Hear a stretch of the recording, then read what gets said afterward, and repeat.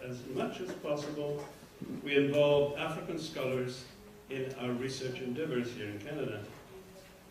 There was also a strong sense of the need to maintain academic integrity in Canadian universities and to limit the influence of either government or business in teaching and research on Africa. And this was a direct reflection of the problems that our American colleagues were having. A decision was then taken to create the Canadian Association of African Studies. Now, I'm out of time, so I'm not going to go through all of the other aspects that I have in this particular paper, but I have written it in paper form. So if the association is interested, they can have a copy of the paper.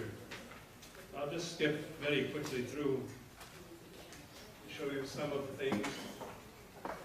The importance of critical support of IDRC, which in fact allowed the association to grow in ways which were very, very important.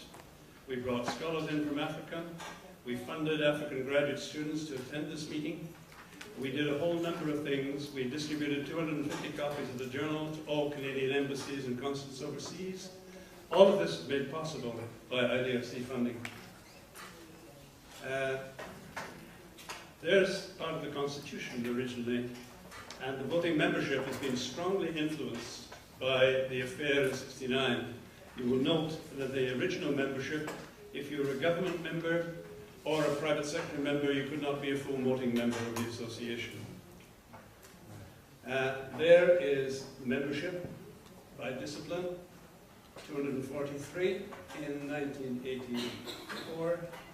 There's a distribution by province. There's the distribution by institution.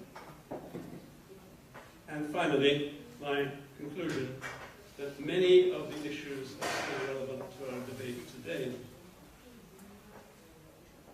In some instances, I see some very positive reflections of those years. For example, I'm delighted to see so many panels here run by African graduate students and chaired by African graduate students. I'm also delighted to see the very strong participation from African scholars in the association's business. That's continuity.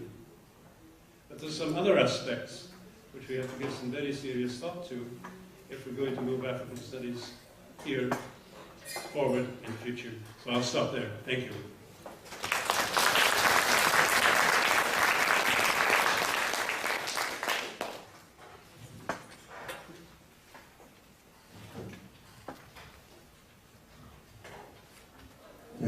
Yes, good. Should I go? Avant de commencer, ceux qui veulent une traduction, il faut, les écouteurs sont derrière, sont en haut. Those of you who want translation, you see this gentleman in the back here, he's got the earphones. I'm going to speak partly in French, and my colleague Nathalie is going to speak exclusively in French, and so it might be a good idea now to get your earphones or your there. Wait a second.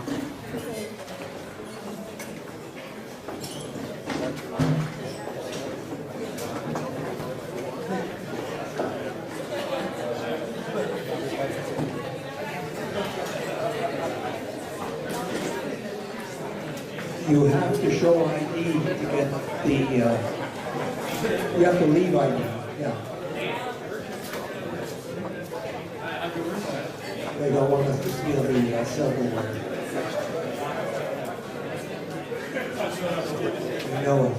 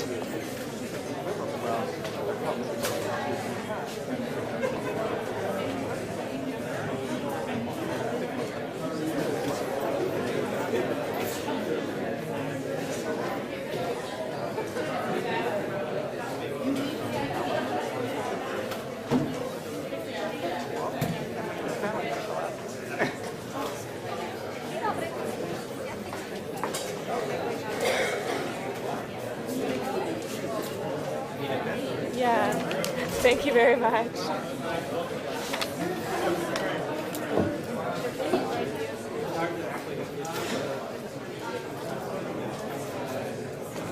where's this going? I feel like filling a whole form. Yeah. Put your ID in it, and then they can do earphones and do the simultaneous translation for you. So, but that's speaking English. No, because they're speaking French. One woman is going to speak entirely in French, and the guy who speaks next is going to speak partially in French. So I would plug in the assets. Yeah, and then the woman in the booth over there is doing the translation, I think. Okay. So let me see.